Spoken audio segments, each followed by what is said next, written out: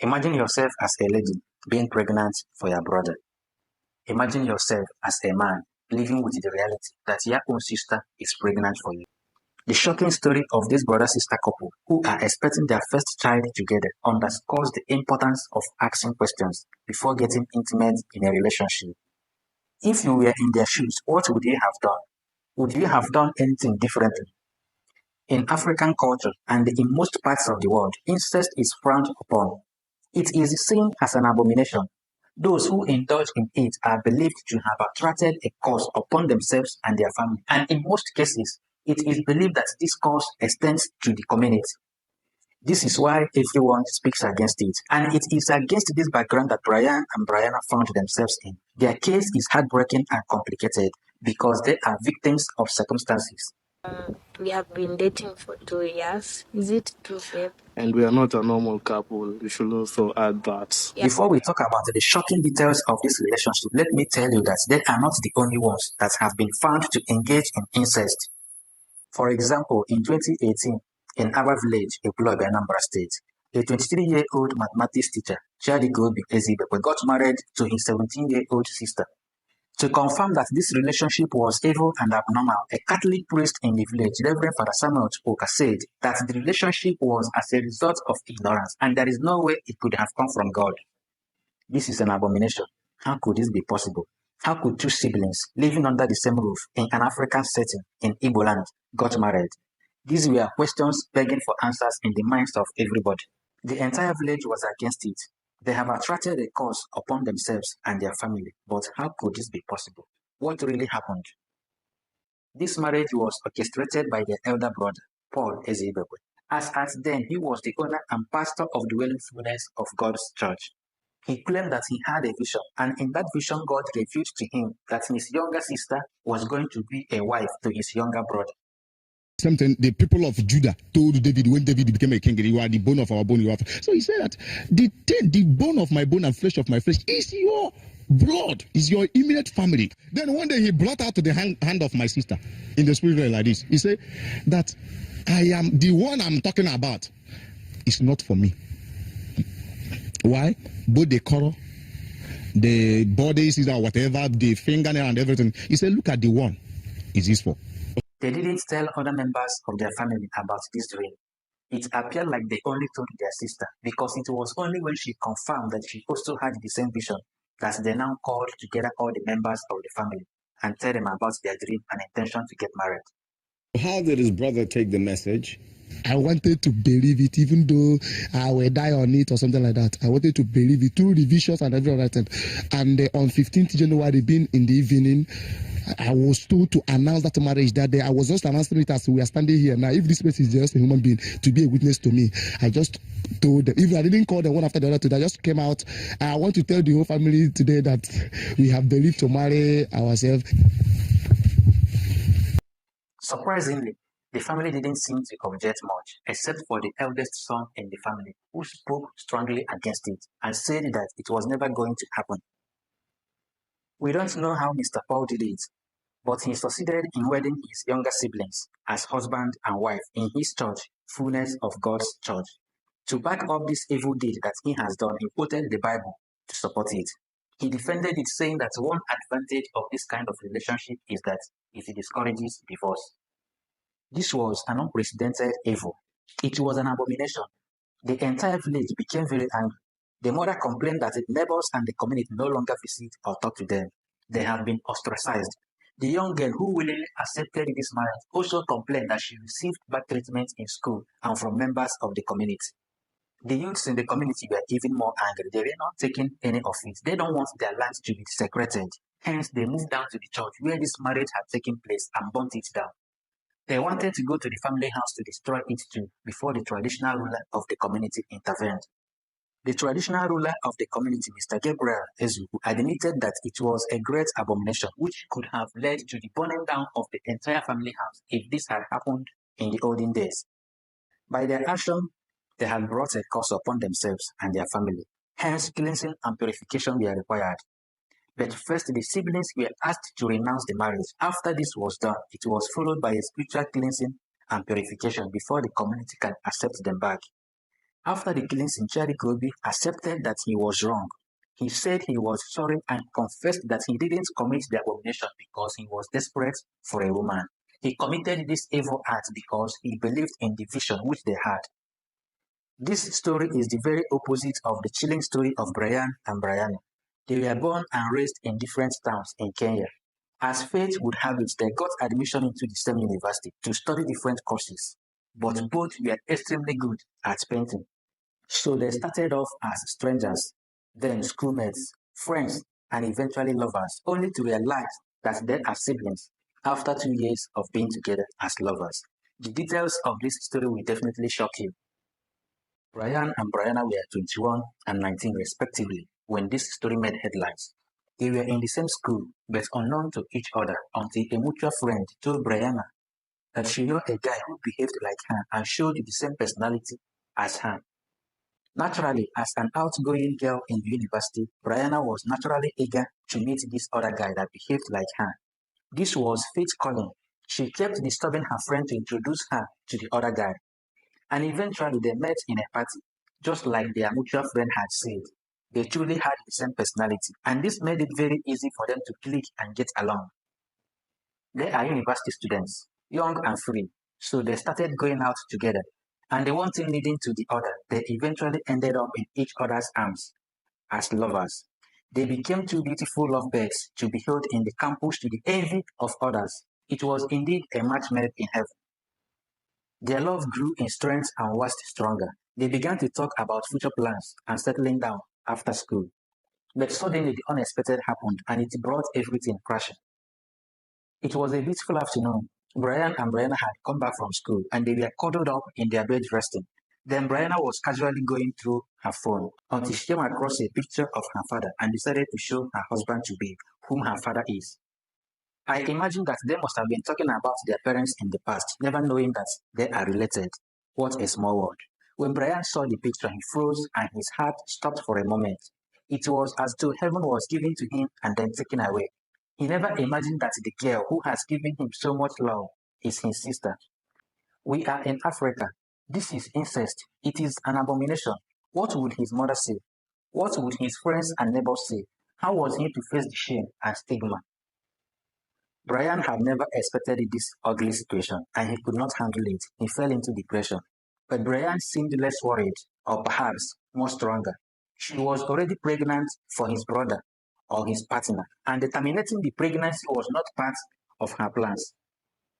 She then resolved to stick to his man or his brother against all odds. He helped him come out of depression.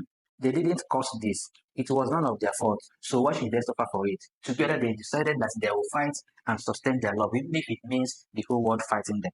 We are siblings. Yeah, you get us. Yeah, we are siblings. Yes, she's my sister. Yeah, we share the same. If you were in their case, would you take this kind of decision? When Brian was a little child, his father abandoned him and his mother and relocated to a different city. So Brian grew up without his father around him. While in this new city, Brian's father started another family. The second relationship produced a child. That child today has turned into a woman. That woman is Brianna. So Brian and Brianna have the same father.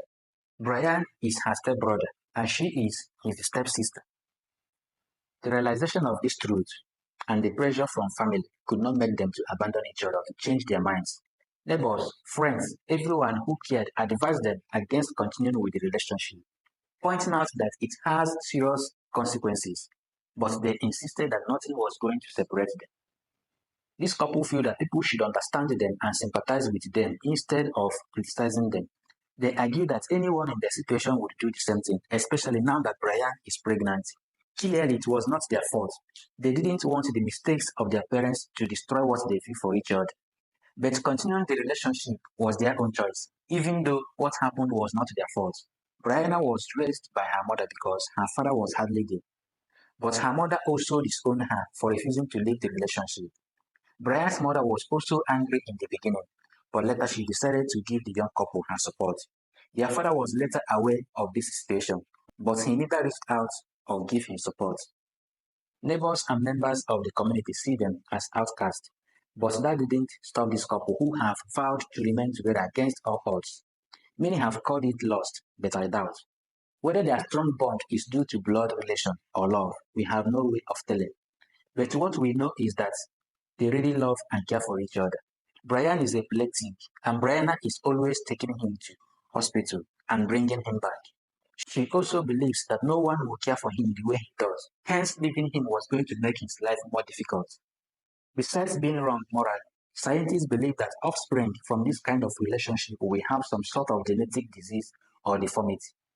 Whether Brian and Brianna know this and choose to ignore it, we don't know. This story, however, illustrates the importance of sticking to one's family or keeping one's family together, no matter how large it is. It is also good to know one's roots before intimacy in a relationship. Unlike Brian and Brianna, John Wangi and Jan Jerry handled their own case differently. Did you notice that their names sound similar? Is this a mere coincidence? John and Jane were a young couple from Kikuyu community in Kenya. They had dated for several years before deciding that it was time to start a family. John wanted to introduce his love interest, Jane, to his family so that they could start the marriage preparations. So when John brought Jane to his family, the unexpected happened. It's not clear if John's father was still alive as at then, but after much introduction and explanations, the family revealed to John that his father was once married before separating to form another family. The first marriage of John's father produced a daughter, and that daughter today is John's wife-to-be, Jane. When this couple received this revelation, they behaved and reacted differently, even though they were madly in love with each other. John used to sell shoes on the streets of Nairobi, Kenya. He first met with Jane when she came to buy a pair of shoes from his shop. It was from there they started talking after exchanging numbers and eventually becoming lovers. Eventually, this couple followed the advice of elders and called off the marriage to avoid bringing curses upon themselves. After this experience, John said, "Now I can't even fall in love with another woman because I am always afraid that she might turn out to be another relative." I hope men who go about having children everywhere can learn from this. John and Jenny were separated before they got married, but there is also this case of another brother-sister couple in Mugai village, Malaba, Kenya, who got married and wanted to begin having kids before the elders intervened and forcefully stopped them. Not only that they were stopped, but they were equally punished. Their hands were tied together and each of them was given 10 strokes of the cane. This was followed by cleansing. They were cleansed by slaughtering a bull and smearing the intestines on them to ward off any impending causes. Whereas stories like this are considered incest, what do we call the story of an 18-year-old girl, Emily Nyaru, who got married to identical twin brothers, Peter Kimati and Teddy Kimati? She now has a child for them, even though she is not sure which one of them is the real father of the baby. But one thing is certain, she admitted that the brothers satisfies her.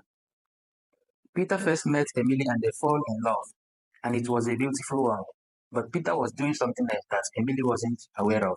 Sometimes when she called or texted, Peter gave the phone to his twin brother to answer. On such occasions, Emily didn't know that she was talking to a different person because of the similarities in their voice and mannerisms. Of course, they are identical twins, so it was not very easy to notice.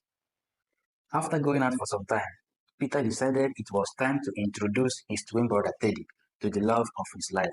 Surprisingly, she also fell in love with him. She said loving the two of them was natural and easy. When Peter was asked how he felt about his brother falling in love with his woman, he said, "We grew up together. We share everything together. There is the brotherly love. So I don't have any problems with my mother loving my woman." Emily's mother was not happy about this relationship. She had advised her daughter to choose one of the brothers to love, but Emily was determined to be with the two brothers. In the end, her mother had no choice but to give up and give them her support. Then Emily went ahead to beg people to accept their love, their decision, and respect them for whom they are and the way they wanted to live their lives. In all of this, Teddy had this to say: "We are a family. This is our wife, me and my brother. We are twins. We live together and we share the same bed." Emily, who admitted being happy to make love to the two brothers, had invited them to a surprise date, and it was on that date that she told them that she was pregnant. Of course, they were surprised at first, but because they were serious with her and they know what they wanted, they accepted the pregnancy. Their union today is blessed with a child. Things like this don't happen every day in Africa. It was not easy for their neighbors and community to accept, but today they live together as a happy family among the people of Kenya. It is a strange kind of relationship. It's not the type you see in Africa every day. The brothers say that they are both heads of the family. They share equal responsibilities and they care for their wife equally. Do you think that a relationship like this will last long? Because something like this have happened in the past and it didn't last long. Kenyan triplets, Kate, Eve, and Mayim, once dated one man called Big Man Steve-O. Steve-O had always considered himself to be polygamous, and this had made him to lose some of his relationships in the past when he told his exes that he wanted multiple women. But his intention was clear. He always believed that his love was not meant for one woman, and he preferred to have multiple women to cheat on. Big Man Steve-O met one of the triplets, Kate, through Facebook. She was loving, beautiful, and outgoing. They became friends and progressed to lovers. As their love progressed, Kate introduced Steve-O to his sisters, Eve and Mayim, and they also loved him and proposed to him afterwards. Yes, this time it was ladies who proposed. Miracle no retire Jesus. This is what Steve-O had always wanted, so he hurriedly accepted the proposal without hesitation, because that is what he just wants. Their only demand of him was to love them equally, to give them equal attention and care. They also prepared a schedule to enable him to give all of them equal attention as they desired. But despite all this, the relationship didn't last long. What's your opinion about this kind of relationship? Let's meet in the comment section.